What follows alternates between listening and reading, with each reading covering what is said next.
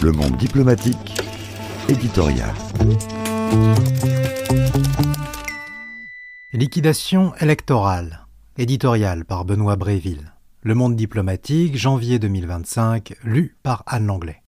Parmi les nombreuses élections qui ont émaillé l'année 2024, il n'était pas écrit que le scrutin présidentiel roumain tiendrait une place particulière. Depuis 1989 et la chute du communisme, le Parti social-démocrate, PSD, et le Parti national-libéral, PNL, aussi atlantistes et pro-européens l'un que l'autre, se succèdent au pouvoir quand ils ne gouvernent pas ensemble, comme actuellement. Une surprise d'envergure internationale semblait donc improbable. Pourtant, cette élection restera dans les annales. Pour ses résultats, qui ont vu le Premier ministre et grand favori Marcel Ciolacu, PSD, éliminé dès le premier tour, tout comme son compère du PNL, et surtout par son dénouement, une annulation pure et simple pour cause de vote insatisfaisant. À travers le monde, les gouvernants avaient déjà expérimenté bien des méthodes pour contourner la volonté des électeurs. Ignorer le verdict des urnes en imposant un traité refusé par référendum, user de stratagèmes institutionnels pour s'accrocher au pouvoir malgré une défaite, inventer des accusations de fraude pour entacher la légitimité d'un candidat, mais jamais, dans un pays démocratique, on avait ainsi effacé des millions de bulletins. L'affaire commence par des résultats inattendus au soir du 24 novembre.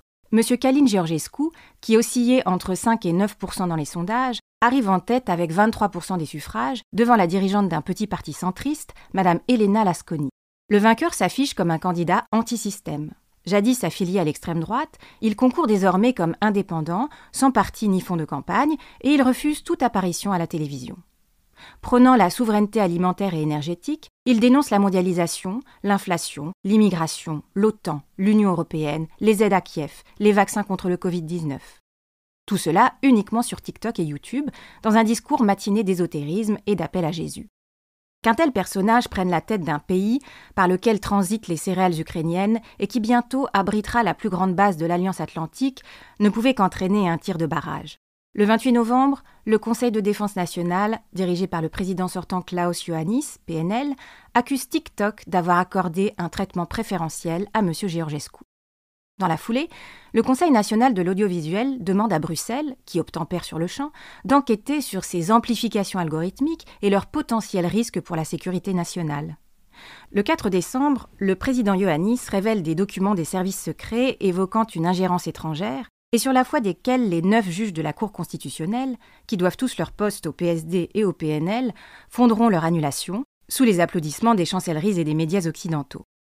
Que disent ces notes déclassifiées ? Que des influenceurs auraient été rémunérés afin de promouvoir M. Georgescu pour un montant total de 380 000 €, ce qui n'est pas grand-chose comparé aux 11 millions d'euros déboursés par M. Ciolacu pour mettre en avant son programme. Le candidat aurait également bénéficié du soutien coordonné de 25 000 comptes TikTok dans le but d'augmenter la viralité de ses vidéos. Des milliers de cyberattaques auraient par ailleurs visé les infrastructures informatiques électorales. Et puis, c'est tout. Aucune preuve d'une intervention étrangère, ni même d'une quelconque collusion avec M. Georgescu. Main de Moscou ou pas, l'opération semble de toute façon dérisoire. Aux États-Unis, Mme Kamala Harris a dépensé 140 millions de dollars pour accroître son audience sur Facebook et Instagram, 6 fois plus que son concurrent, et elle a perdu. La viralité d'un message ne fait pas tout. Encore faut-il qu'il convainque. Mais désormais, c'est certain, grâce à la Roumanie, grâce à Bruxelles, tous ceux dont les discours sont ignorés par les médias, mis en sourdine par les réseaux sociaux, obtiendront sans coup férir l'annulation du scrutin si le résultat leur déplaît. On parie ?